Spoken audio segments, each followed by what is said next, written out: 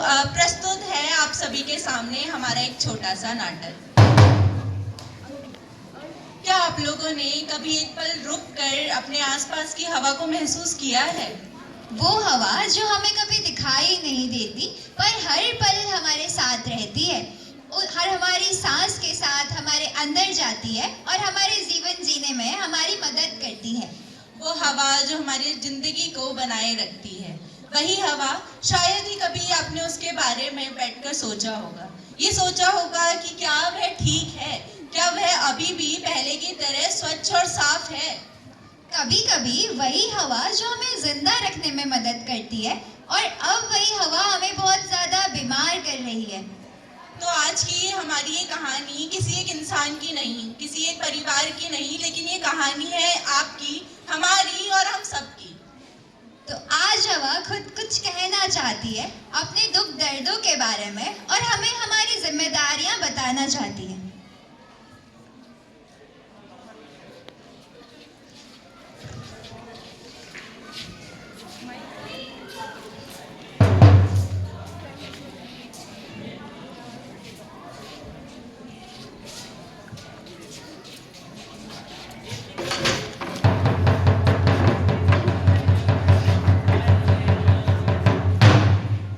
आसमान नीला नहीं लग रहा, ऐसा लग रहा है किसी ने रंग कम कर दिया।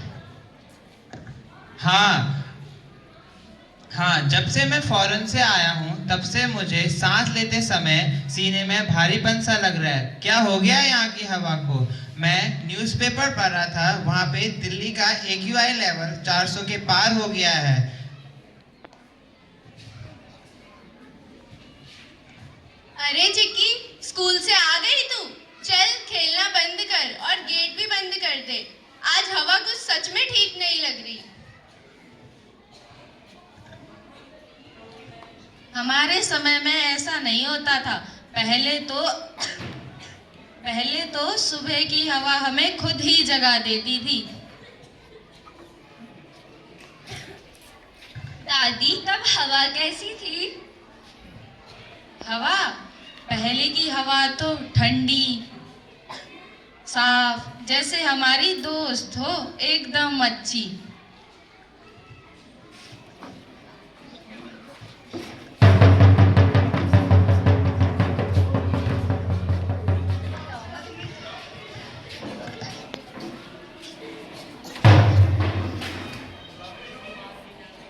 जब सुबह की ठंडी हवा हमें हमारे चेहरे को छूती है, जब पेड़ों की डालियां हल्के हल्के हिलती है, जब कमरा सुकून से भर जाता है।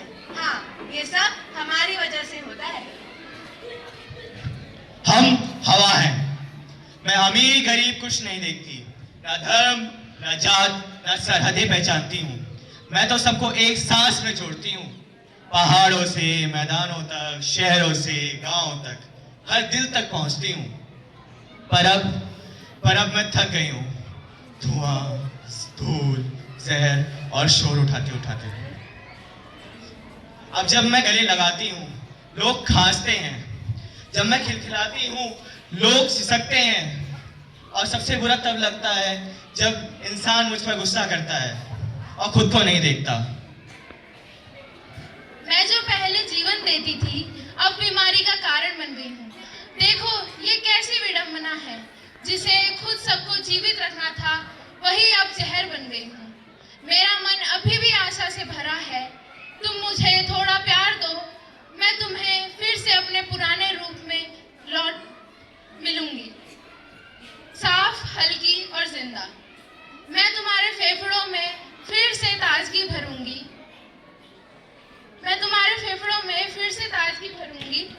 मुझे रोकना नहीं, बस थोड़ा संभालना। मैं रोकना नहीं, बस थोड़ा संभालना। मैं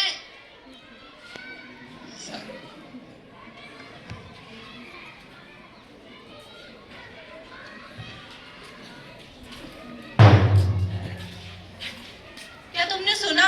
हवा क्या कह रही थी? हाँ, वो अब बीमार हो चुकी है, वो थक चुकी है। धुआं, धूल, मिट्टी, इन सब के कारण वो बीमार हो गई है। वो हवा जो हमारे जीवन को बनाए रखती है, जो हमें जिंदगी देती है। और अब वही हवा हमारे लिए जहरीली होती जा रही है, सिर्फ और सिर्फ हमारे कारणों की वजह से। दिल्ली का एक एयर क्वालिटी इंडेक्स 400 से 500 पार पहुंच चुका है, जो कि अभी हमारे लिए बहुत ज़्यादा खतरनाक माना जा रहा है, और इसी वजह से हमें सांस लेने में भी दिक्कत हो रही है। और ये सिर्फ दिल्ली की कहानी नहीं है, पूरब, पश्चिम, उत्तर, दक्षिण हर जगह का AQI यानी एयर क्वालिटी इंडेक्स खराब ही है। हर शहर की यही कहानी है, और ना कि सिर्फ एक शहर की, यही पास का एक जगह जिसको हम बरेली कहते हैं, वहाँ का एयर क्वालिटी इंडेक्स 200 पार जा चुका है, जो कि बहुत खतरनाक है। और बरेली ही क्यों, जो हमारा नानमद्दा है उसका आज का एयर क्वालिटी इंडेक्स 178 है, जो कि खतरनाक माना जाता है। और खतरा तो हर जगह ही बना हुआ है, बस अंतर सिर्फ इतना है कि कहीं पे थोड़ा कम है और कहीं पे बहुत ज़्यादा।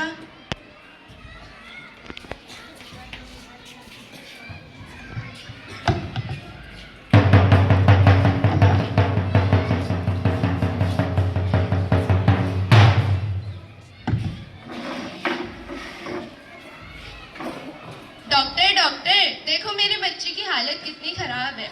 इसको लगातार कुछ दिनों से खांसी, जुकाम और सांस लेने में भी तकलीफ हो रही है।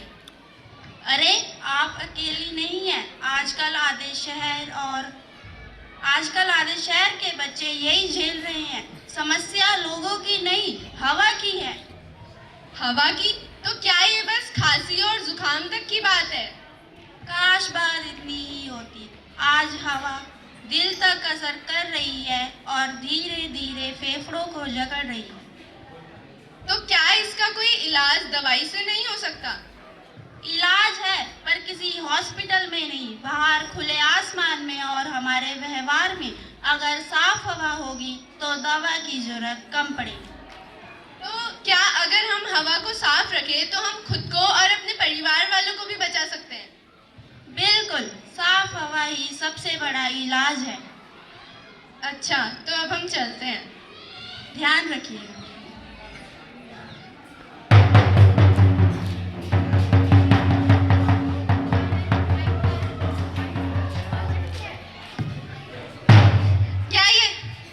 क्या ये सब कुछ सरकार करती है? क्या ये सब कुछ सरकार की जिम्मेदारी है? क्या इसके प्रति हम नागरिकों की कोई जिम्मेदारी नहीं? सच कहूं तो अब भरोसा ही नहीं होता, तो मैं क्या ही करूं? मेरी छोटी सी कोशिश से क्या ही बदल जाएगा? आखिर सब लोग गाड़ी चलाते हैं, तो अकेली मेरे से क्या हो जाएगा? मैं क्या ही कर लूंगी। अब कई बार सोचती हूँ कि अगर सब ऐसे ही सोचेंगे, करेंगे, तो आखिर हवा साफ होगी कब? अब मैं पैदल चल लूँ या बस ले लूँ, तो आखिर मेरे अकेले से क्या ही फर्क पड़ेगा? पर शायद अकेले से ही जो फर्क पड़े वही सबसे इम्पोर्टेंट हो।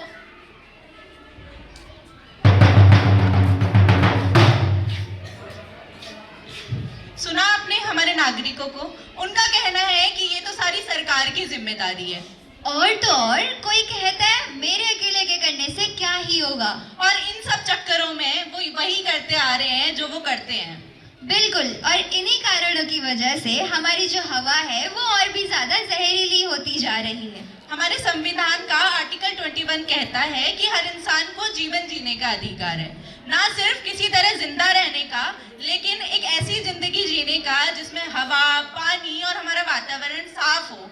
ऐसा वातावरण, ऐसी हवा जो हमारी जिंदगी को बनाए रखे, हमारा साथ दे, ना कि हमसे हमारा जीवन छीने। अब हवा और भी ज्यादा प्रदूषित होती जा रही है, जो कि अभी के समय में बहुत ज्यादा हमारे लिए जहरीली भी लग रही है। तो इसी के साथ साथ हमारे कुछ अधिकार है जो कि हमसे छीने जा रहे हैं।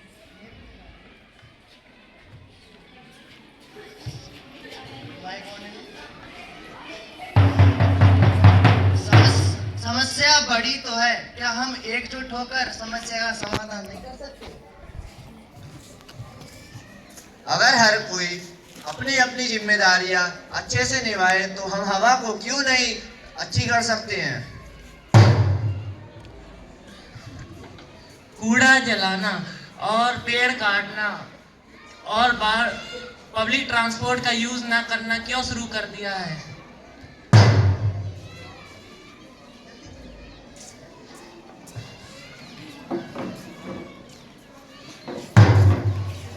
अगर हम ऐसा करेंगे तो क्या आसमान फिर से नीला होगा?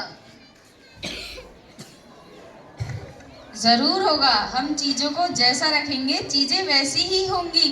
हवा भी हमसे साफ सफाई की उम्मीद करती है जिससे वह खुल के जी सके। हवा तो चाहती है कि वह हम तक अच्छे से पहुंचे। तो चलो आज से हम एक कदम उठाते हैं, अपने पर्यावरण को साफ और स्वच्छ बनाते हैं।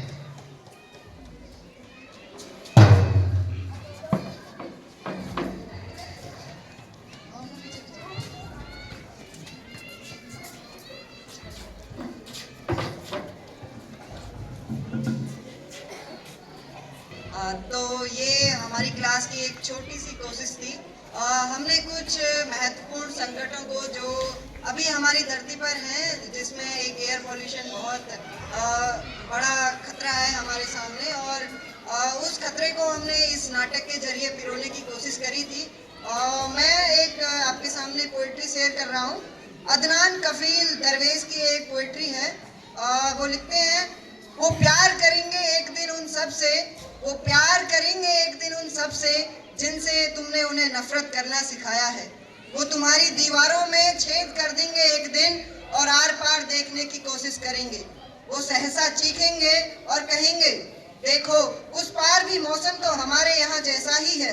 वो हवा और धूप को अपने गालों के गिर्द महसूस करना चाहेंगे और तुम उस दिन उन्हें नहीं रोक पाओगे। एक दिन तुम्हारे महफूज घरों से बच्चे बाहर निकल जाएंगे और पेड़ों पे घोंसले बनाएंगे। उन्हें गिलहरियां काफी पसंद है, वे उनके साथ बड़ा होना चाहेंगे। तुम देखोगे जब वो हर चीज उलट पुलट कर देंगे और उसे सुंदर बनाने के लिए। एक दिन मेरी दुनिया के तमाम बच्चे चींटियों, कीटों, नदियों, पहाड़ों, समुद्रों और तमाम वनस्पतियों के साथ मिलकर धावा बोलेंगे और तुम्हारी बनाई हर एक चीज को खिलौना बना देंगे। तुम्हारी बनाई हर एक चीज को खिलौना बना देंगे। इस